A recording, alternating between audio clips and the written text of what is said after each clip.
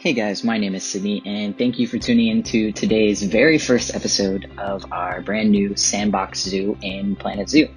You guys may be familiar with the Australian DLC pack that just dropped a couple days ago, and I thought what better time to start a Sandbox Zoo than now with this fresh DLC, including a new map that I believe came with the free update, not just the Australian DLC.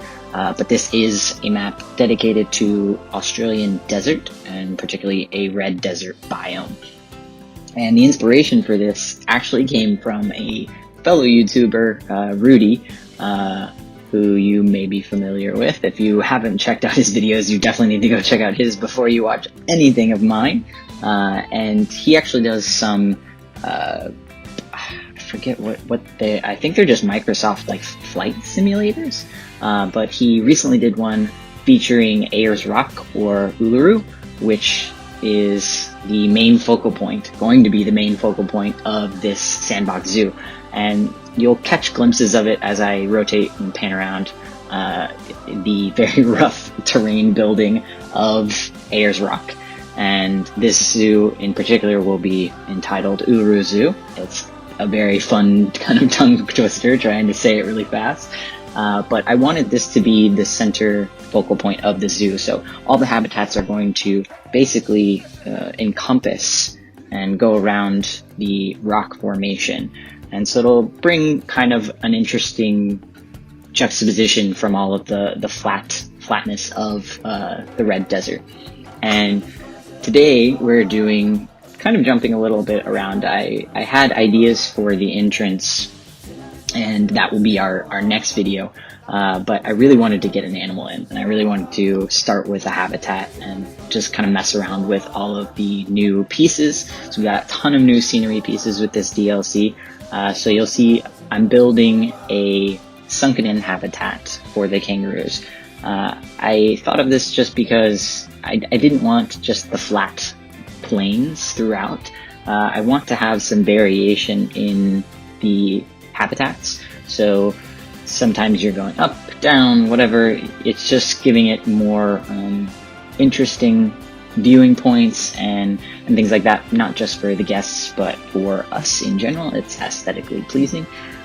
You'll notice that I spend a fair amount of time on this stupid barrier. It takes about 3 minutes of footage time, but actually building it was probably a solid hour. It's frustrating to get all these pieces lined up, and you'll see that I'm just finishing it up here, and then I go in and fix all the overlapped areas where there are just a little bit of gaps with some extra bits here and there. But the main thing that we're doing is a kangaroo kind of rustic farmhouse vibe for this one. So you'll see after I finish the barrier, we go into building the, I guess you could say the feature.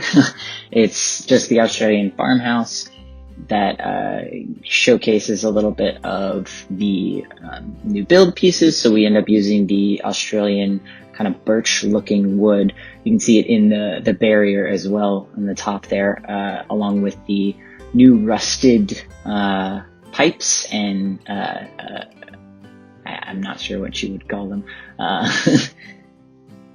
but really going for that upcycled and kind of dingy looking vibe for this particular habitat. So finally we've got the barrier done, just tweaking some of the terrain to make sure that when we place paths later on, which is a huge pain in the butt, that they don't intersect with the barrier and everything like that. So after we get this part done, we go into the build.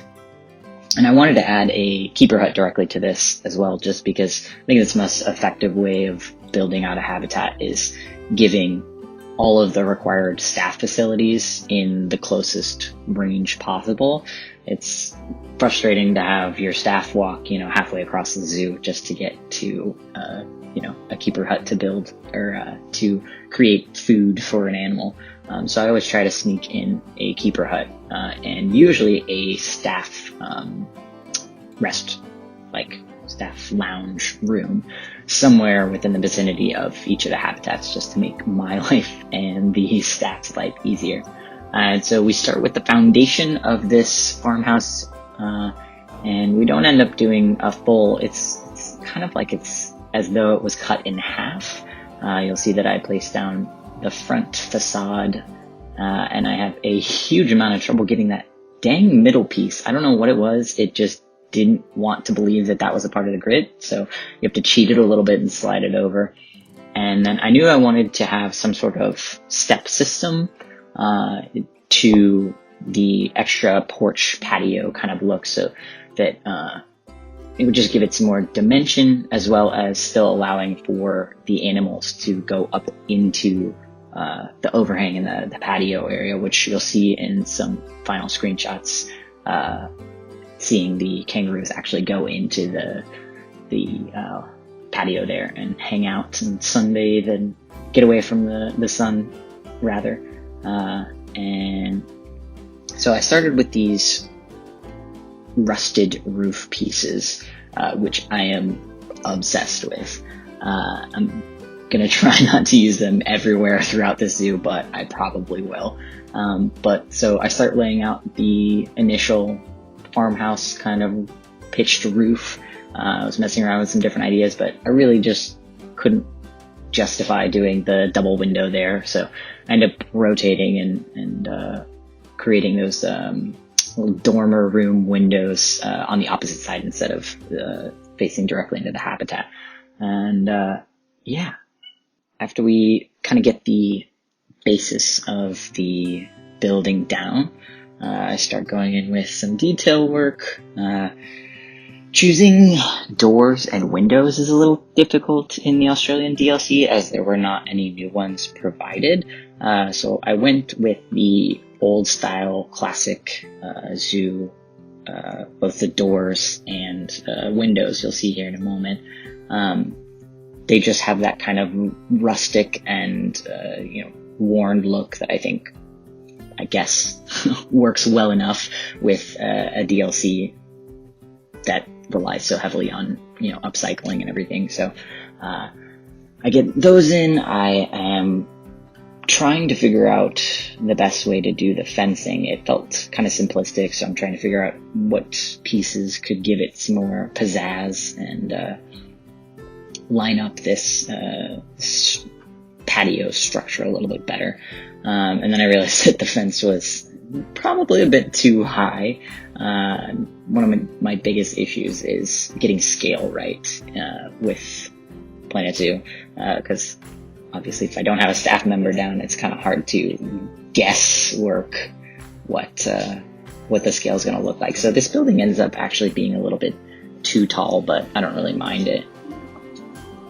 And I kind of jump back and forth doing a little bit of habitat work and structure work. So I end up building a kind of offset watering hole, if you will.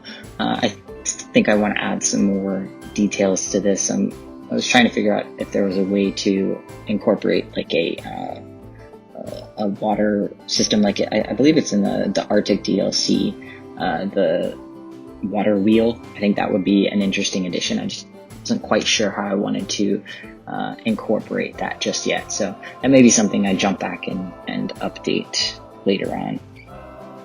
And then just doing a ton of finicking around with the brand new red rocks that come with the free update, which are phenomenal.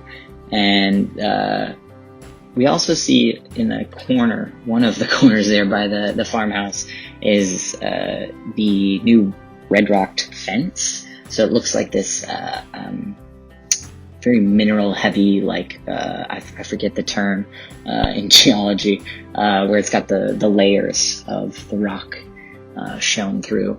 And I really like that, so I ended up making like just a little cove for some bedding and things like that for the kangaroo to rest within, and then just doing a pass on the terrain work, just getting some terrain paint down and placing down bedding and some very light foliage, and then picking out some of the enrichment items for the roos. Once we get them placed in here in a few moments, you'll see them in the screenshots, but I come back and do a little bit more detailed work on the farmhouse just before that. So that about covers it. You guys will see some of the more beauty shots here in just a minute when the time lapse wraps up.